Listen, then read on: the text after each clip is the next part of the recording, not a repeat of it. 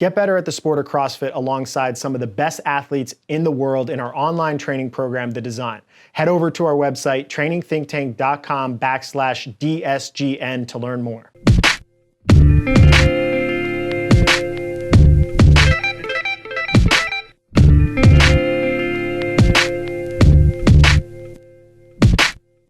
In the Training Think Tank classroom, I got asked a question about how to handstand walk or learn to handstand walk if you have no previous hand balancing experience.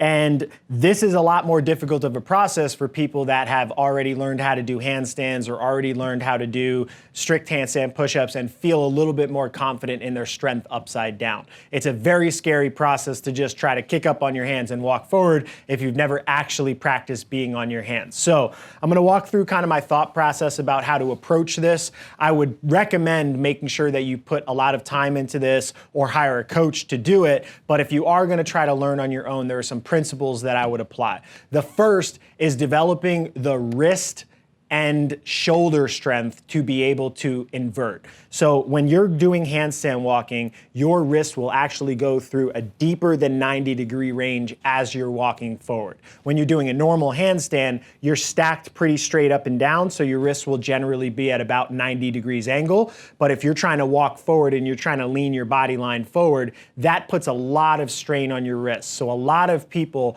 don't have the wrist strength yet to be able to support themselves upside down. So going through some basic wrist strengthening protocols where you're doing wrist pulses and wrist rocks and things to strengthen the actual wrist joint in a way that you can actually support yourself upside down is the first step in the process. If you think about it like walking on your feet are conditioned over years and years and years of walking and running and jumping to support your body weight, but your hands are not necessarily ever supporting your body weight. So the tendons and all the muscle structures in this tiny joint are gonna have to support your whole body weight. So step number one would be that.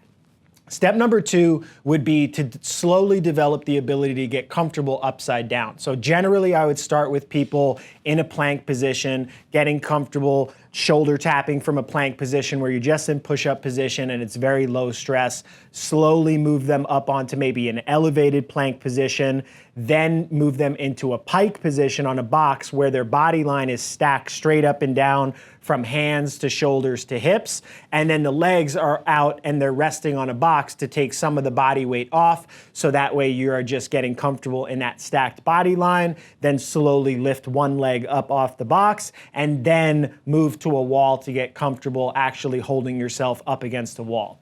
After you have some basic ability to hold your body weight upside down, I would get used to motion, and generally I would do it assisted first. I would have a spotter with you so that way you don't need to worry about failing, or you can use a wall and just practice going laterally. So slowly you're just getting the ability to post on one hand, move the other hand, shift your weight, and slowly get comfortable moving from side to side, forward and backward.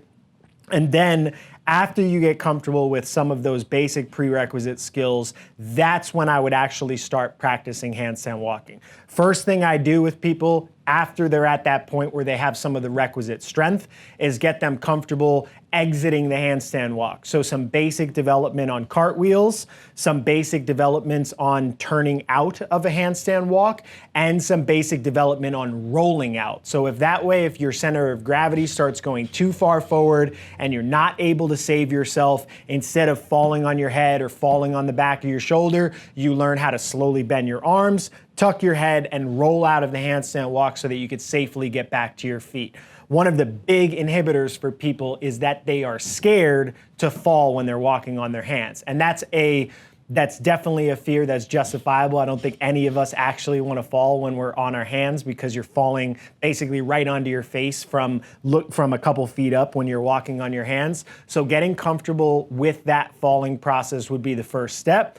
Then after you're comfortable with that, having somebody spot your legs as you walk forward to get comfortable in moving forward. And then once you're comfortable in that process, you basically remove your spotter, and then you can start building yourself progressions of walking 5 feet at a time, 10 feet at a time, 25 feet at a time, and ultimately build progressions to go maybe a whole football field unbroken. So that process can take different amounts of time for different people, but if you build yourself some slow progressions to build yourself the strength, confidence to get upside down, ability to move, ability to exit, and then build yourself some volume progressions, that's generally the process I take people through if I'm trying to help them get handstand walking and they have no previous experience doing so.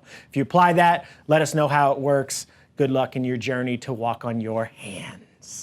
It's a wrap, you know what I'm saying? Your boy Project Pata in this thing, man. Hey, look, man, thank y'all for watching Training Think Tank's YouTube channel. Y'all hit that motherfucking subscribe button, you know what I'm saying? So y'all go ahead, man. Thank y'all for watching the channel, you know what I'm saying?